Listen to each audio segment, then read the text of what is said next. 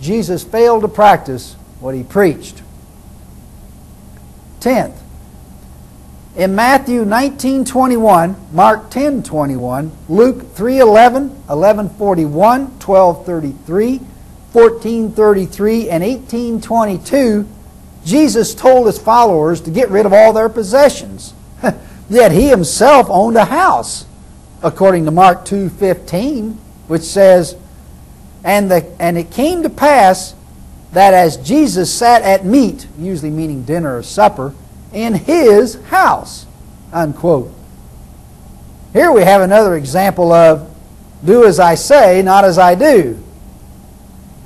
He not only owns a house, but is bold enough to say in Matthew 8:20, the foxes have holes and the birds have nests, but the Son of Man has no place to lay his head, unquote. What prevarication? That's lying. Some apologists have alleged that the home referred to in Mark 2:15 was owned by Levi. But you need only read the comment in context to see that their defense won't stand the light of day. 11th and lastly, according to Matthew 27:46, Jesus said on the cross, my God, why hast thou forsaken me?" Unquote. As we've stated before, Jesus is supposed to be the Savior of humanity, yet he can't even save himself. Those aren't the words of a man who is voluntarily sacrificing himself for the sins of humanity. Those are the words of a man who can think of 100 places he'd rather be, and a man who certainly, most assuredly, does not have the situation under control. Incidentally, it should also be noted that if Jesus died willingly, then the Jews should not be condemned for having helped him carry out his mission. In our next program, we'll continue listing the inadequacies of Jesus Christ.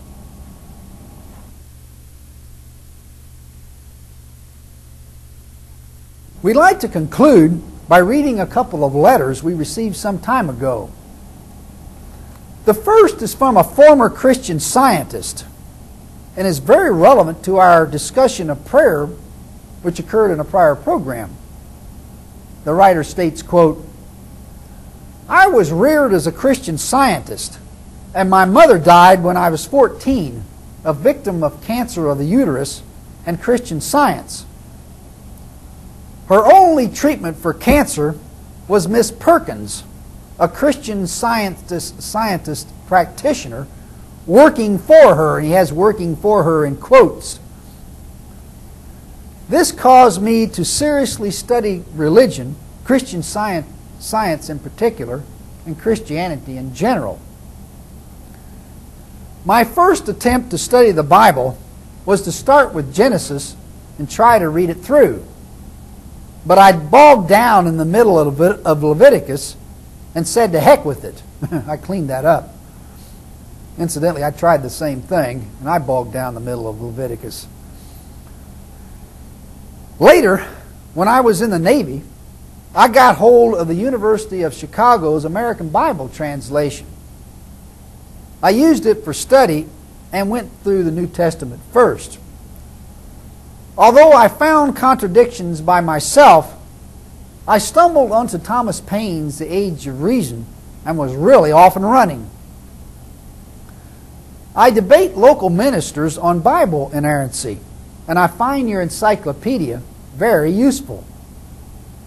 I have found it most practical to stay away from the subject of atheism and concentrate instead on the Bible itself.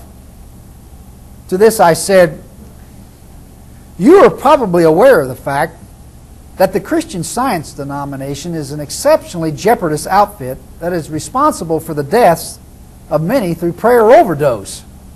It may be Christian, but its reliance upon metaphysical mutterings instead of responsible and qualified medical care creates a canyon between it and true science. I can't help but recall the recent Twitchell case, in which two indoctrinated parents rejected medical assistance for their baby and caused it to die from easily remedied bowel obstruction. Can you imagine the sheer agony, the torture that child must have gone through by not being able to evacuate? All because its parents caved in to some absurd biblical teachings and medieval nonsense. Your evolution away from religious superstition is like that experienced by many. And I'm glad to see that you're using our material in the manner intended. Keep up the good work. Our second letter is from a former Jehovah's Witness and states, quote, I greatly enjoy biblical errancy and look forward to each issue. As a former Jehovah's Witness who wasted the first 35 years of his life on religious nonsense, I can see the need for a movement countering religion. Most people on their own are not able to see the contradictions and lack of logic in religious teachings. For some reason, I finally did. But in trying to talk to others, I can tell you that most of them are afraid to examine anything that challenges their beliefs.